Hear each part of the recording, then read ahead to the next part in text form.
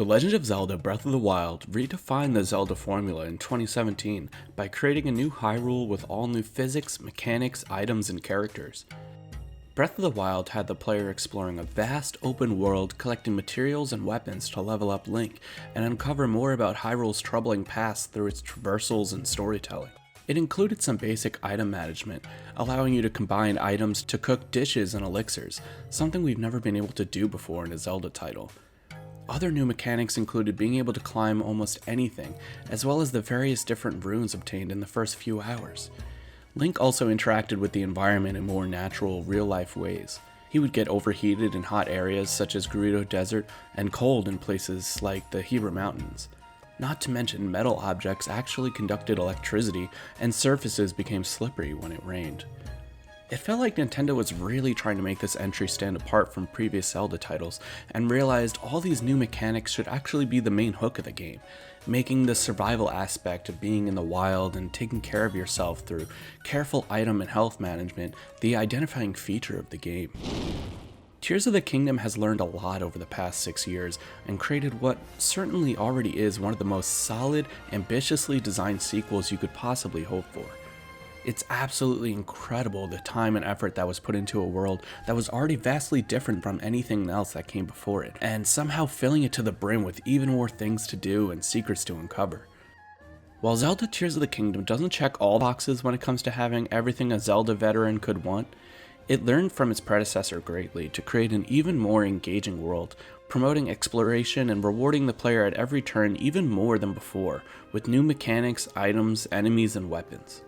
While other direct sequels to Nintendo titles come close to enhancing their original vision, I feel Eiji Aonuma's team really nailed the vision of Hyrule in their most recent entry to create what is possibly Nintendo's most ambitious sequel.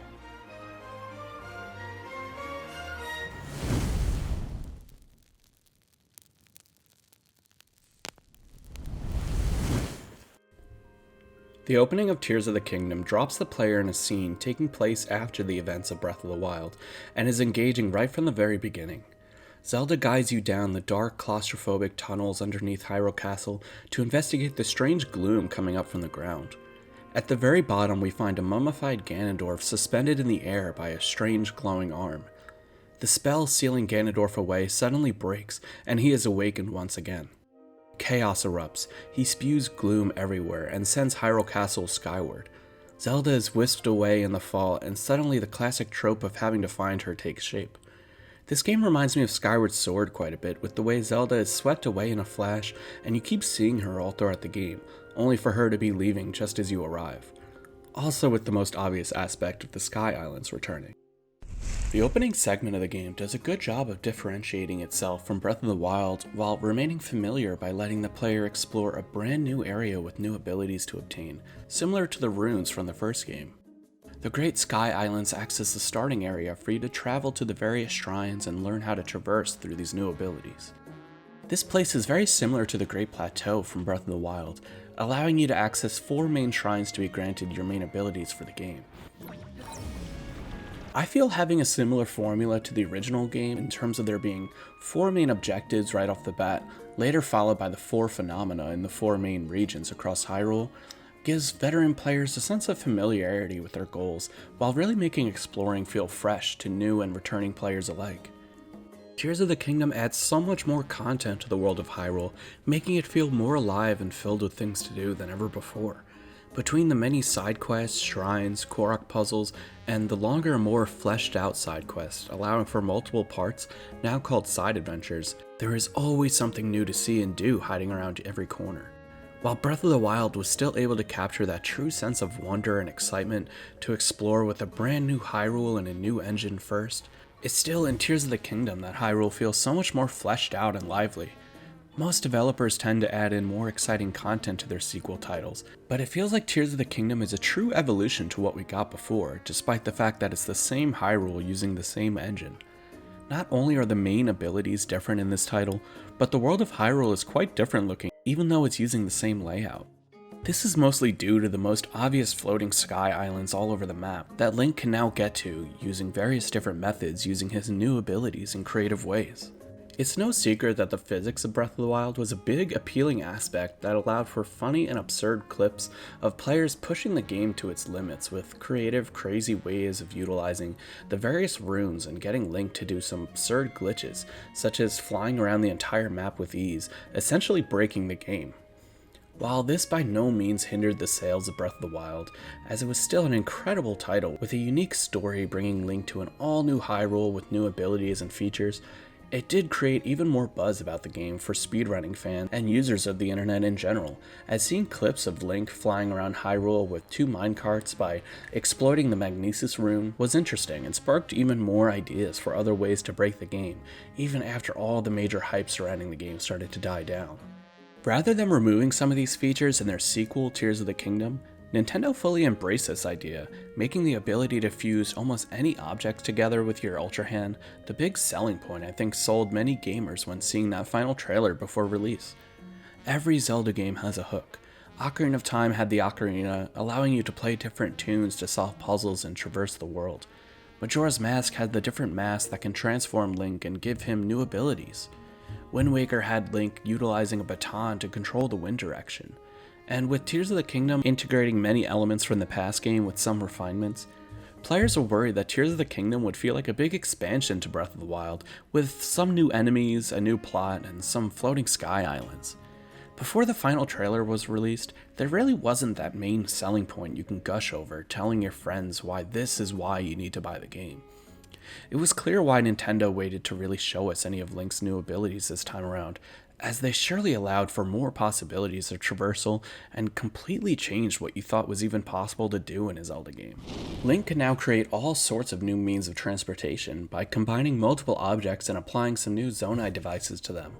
These are ancient contraptions created by the Zonai, the long-deceased sky gods.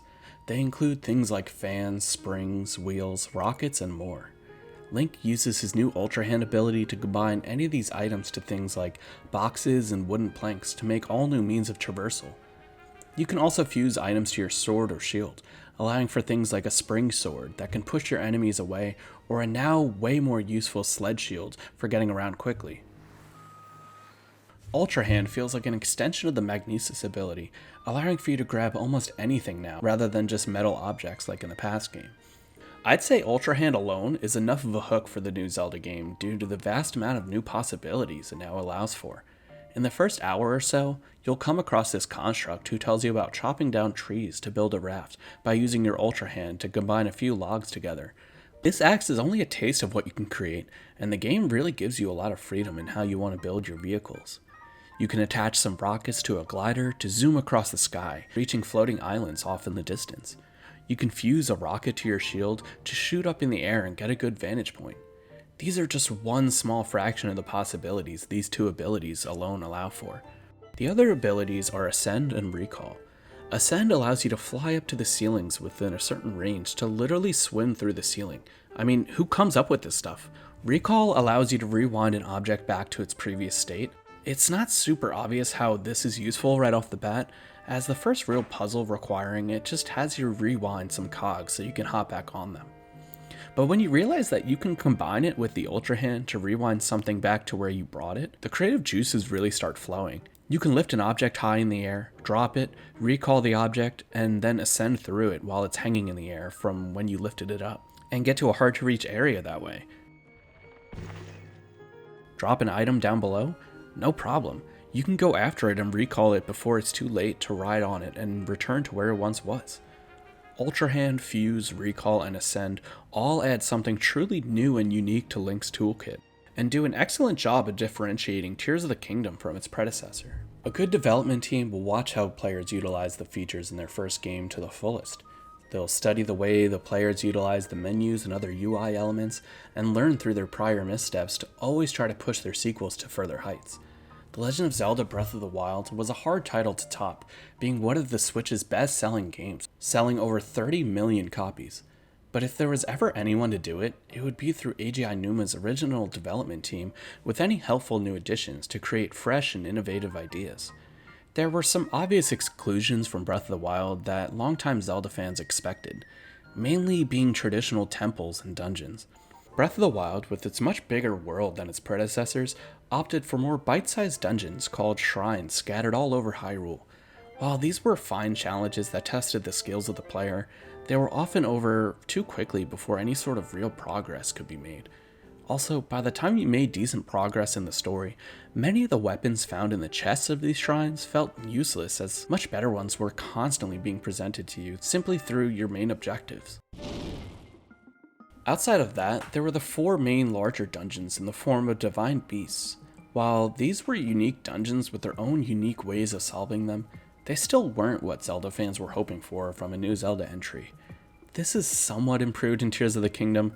Although shrines still return with even more to find this time around in the world, they feel a bit more rewarding to solve this time, mainly due to the new Ultra Hand mechanics, allowing for more creativity and variety with how you decide to approach them. The main 4 dungeons actually being called temples this time around certainly improved the dungeon designs of Breath of the Wild, but still don't quite include what longtime fans wanted with their temples, creating something in between a traditional temple and Breath of the Wild's take on temples. Since the player would often find a new crucial item in temples of previous Zelda entries, the temples would be designed around that new item. For example, flower beds and ice switches requiring the Deku Mask and bow respectively in the Woodfall Temple of Majora's Mask. Since this new Zelda formula doesn't quite have Link finding new key items like in the previous entries, with the more open approach of finding new weapons, shields, and bows constantly and cycling them out for new ones when they break, the developers went with having the new Sage abilities play a major part in clearing the puzzles in these new temples. The champions are now replaced with the new Sages of Hyrule, giving 4 other characters time in the spotlight, representing the 4 main races you'll be helping along your journey.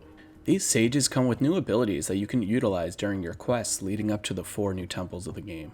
Sidon can create a bubble shield around you, allowing for you to take 1 hit from opponents without taking damage. You can also attack with this shield on to do extra damage to enemies, removing the bubble. Yunobo can charge himself at enemies, doing tons of damage and exploding into flames, which then can create an updraft. This ability comes in handy when operating any sort of vehicles, as he'll hop on the front and allow you to fire him off while moving, acting as a sort of cannonball.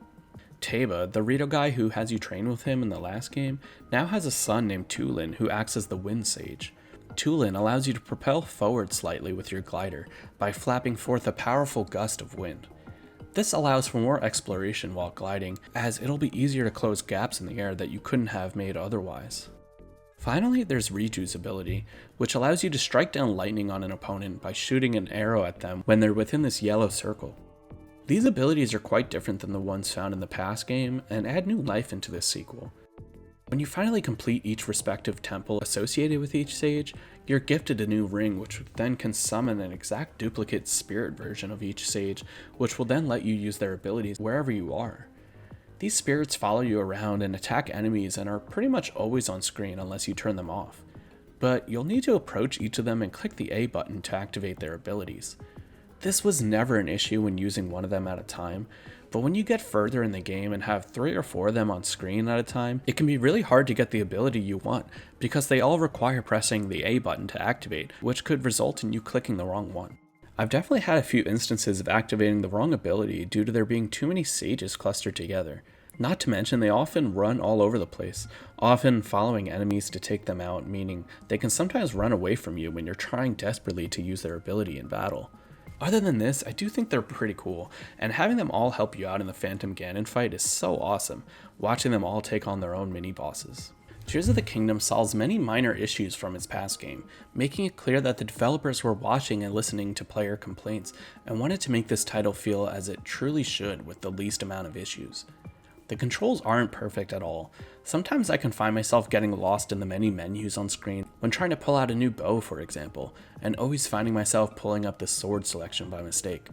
Besides this issue, I feel that developers fix many of the quality of life and UI issues. Weapons, shields, and bows, for example, all allow you to swap them out in your inventory now when collecting a new one from a chest, letting you drop unneeded items right there without having to go back into the pause menu. You can also pull up your items by holding up on the D-pad now, allowing for quick access to anything in your inventory. Little changes like this go a long way, as you'll be repeating these actions many times throughout your playthrough and make for such a much more smoother experience. The side characters and other NPCs feel like a natural extension from Breath of the Wild in terms of character development. They're all off doing bigger and better things. Impa is traveling around Hyrule now in a hot air balloon, studying the strange geoglyphs that have appeared. Paya is now the village chief of Kakariko Village, and Bolson is having his team as well as yourself help rebuild Lurelin Village. We also get to see characters like Master Koga have more time in the spotlight and play more of a critical role in the story this time around. In addition to the new Sky Islands floating above Hyrule, Nintendo hit a major new addition to this game that really mixes up the formula and brings the world of Hyrule to even further heights. I'm of course talking about the depths. Underneath Hyrule is basically an entire other world the size of Hyrule, filled with truly tough enemies and bosses infected with gloom, meaning that they'll affect your health by not allowing you to refill hearts until you can replenish at a Bright Bloom tree. The addition of this place feels appropriate because it's where you'll find the new Zonite material, which helps greatly when it comes to using your new auto build ability, which is a feature that allows you to build things previously built with your Ultra Hand ability instantly. The auto build ability is also found in these depths, and discovering hidden Yiga clan hideouts down here helps you expand your arsenal of things to build, as you'll find additional blueprints that allow you to build some of the Yiga contraptions. When exploring Sky Islands, you may discover an old treasure map in a chest somewhere. These treasure maps mark an X on your Sheikah slate somewhere in the depths. I absolutely love this addition because it makes marking out the depths more fun and interesting, as you may come across a treasure chest holding a new armor piece.